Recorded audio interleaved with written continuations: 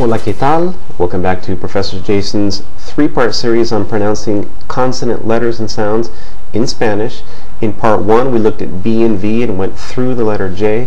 We're going to pick up in part 2 here and talk about the pronunciation of the consonants K through Q. We got some complicated little matters in this second installment. Alright? Part 3 will cover the rest of the letters R through Z.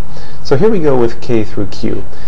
K, the letter K, is of course used in very few words in Spanish, and it's mostly seen in words that are imported from English or other foreign languages. So where it does appear, it has the same sound as K in the English word king. Examples would be things like kilometro or kiwi. Okay, it's not a common word. It's used in borrowed words. Moving on to L. In Spanish, the L sound is different than the L in the English words lunch or lost, which is made when a good portion of the tongue makes contact with the palate or the roof of the mouth in English. In a Spanish sequence like la luz, right, the tip of the tongue is positioned against the ridge behind the front teeth, and air escapes laterally, right? So here we have examples. La luz, los lobos, plata, calor, mala. Okay? When there's an L before the consonants T or D, the tongue lowers a little bit and makes contact against the back of the front teeth. Falta, caldo. Falta, caldo. Okay? Okay, the next letter we're going to look at is the double L, okay, which is a two-letter combination, very common in Spanish. But along with that, we're going to consider the consonant Y, because these two have the same pronunciations and the same positions in Spanish, okay, just like B and V that we saw in segment 1. Now, the double L combination is so common in Spanish that some dictionaries, linguists, grammarians consider it a separate letter, so remember that when you're looking up words. I'll use the single word, calle, to model its most common pronunciations, okay? The most common pronunciation of double L is a sound similar to the Y in the English word yo-yo, although usually with slightly more friction. So yo-yo, calle, calle. Okay. In other dialects, such as in Argentina or Uruguay, right, the River Plate dialect, it can vary between the vibrating sound of the S in the English word like pleasure, pleasure, or treasure, and the SH sound of the English word cashier, cashier. So we have treasure, cashier. So listen to these three words. I'm going to pronounce them in the three different pronunciation variants. We have llover, me llamo, un millón, or llover, me llamo, un millón, or even chover, me llamo, un millón. Okay?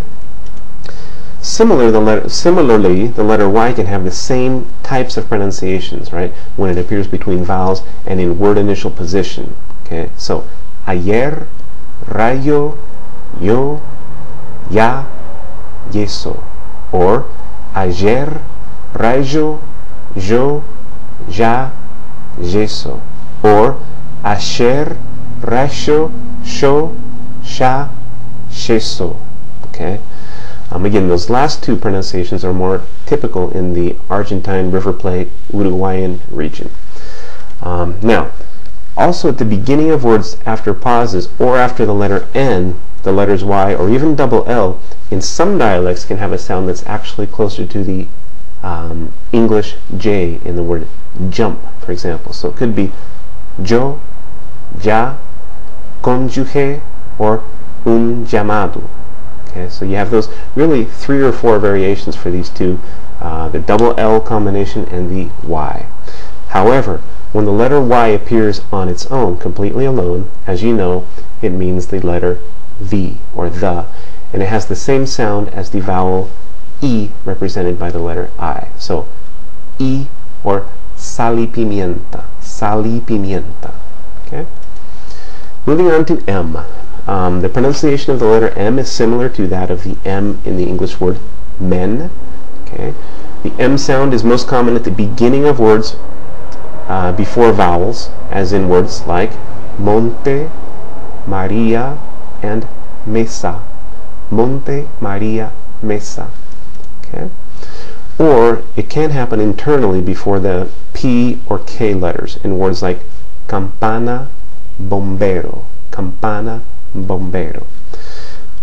Beware of the letter M at the end of words, because then it's actually pronounced like N, although this spelling position is extremely rare in Spanish. I can only find a couple examples. Album and requien. Album, requien. So at the end, if you see an M, it's an N sound. All right. Speaking of N, this one has several variations, allophones, as the linguists would say. It has two main pronunciations, however, right? Like the N in now, or as the M in men. We'll look at when and why. The letter N is usually pronounced with contact between the front portion of the tongue and the ridge between the top teeth, or behind the top teeth, right? As with the English N in now. So at the beginning of words we have nadie, nota, ninguno, or even between vowels internally, pena, lana, or even at the end of words, hablan común. Okay? If a final N precedes another word that begins with P or B, or even V, then it tends to be pronounced as an M. Okay? So this most often happens when you have the indefinite article un, and then a word that begins with P, B, or V, as in the examples, un bebé, un poco, un vaso. Okay? What this shows is that when an N immediately precedes another consonant, it tends to assimilate or take on the properties of those sounds, right? So it loses a bit of its characteristic N-ness, and it gravitates toward the following sound. So you can see that in words like the following, that the pronunciation of the N sound changes in anticipation of the consonant that comes after it. So here's a couple of examples of that phenomenon, right? In the words blanco and tango, the tongue's drawn further back into the mouth toward the pronunciation zone of those consonants, the K sound and the G sound. In cantar and mandar, the T and the D that come after the N draw the tongue down against the teeth, okay? Down from that ridge behind the teeth to the teeth. Cantar, mandar. And in words like un faro or enfermo, the F sound brings the top teeth down onto the lower lip when you pronounce the N. Un faro, enfermo. So that's characteristic of the N. Moving on to enye, right? The letter enye, with the tilde over it, has a pronunciation similar to that to the ny in canyon, or the ni in the English word onion. Okay? It appears almost exclusively, almost always, 99% of the time, in the inside, interior of words between vowels, like in the examples año, pestaña, and niño. Okay? The previous three letters we've just talked about, M, N, and Enye, are all considered nasal consonants because when you pronounce those, the air resonates primarily in the nasal cavity and not in the mouth where they're produced, when they're produced. Okay? Usually vowels between two nasal consonants are nasalized. You'll hear the vowel sound resonate in the nasal cavity as well, even if only slightly. So you might hear it in these examples. Mango, comen, mundo. Okay? However, in some dialects, especially in the Caribbean, right, a single nasal consonant might nasalize the preceding vowel. So you might have pan, atún, or tenso, tenso, okay, in the Caribbean in particular. All right, I said I wasn't going to get into regional variations, so I better stop right there. All right. Moving on to the consonant P. P represents a sound very similar to the English P in puff, but that puff of air that's emitted is much more subtle in Spanish in comparison to English. So we have pelo, pobre, lápiz. Pelo, pobre, lápiz. Okay. And finally for this lesson, the letter Q. In Spanish, the letter Q is always followed by the letter U, and then usually by E or I. Okay.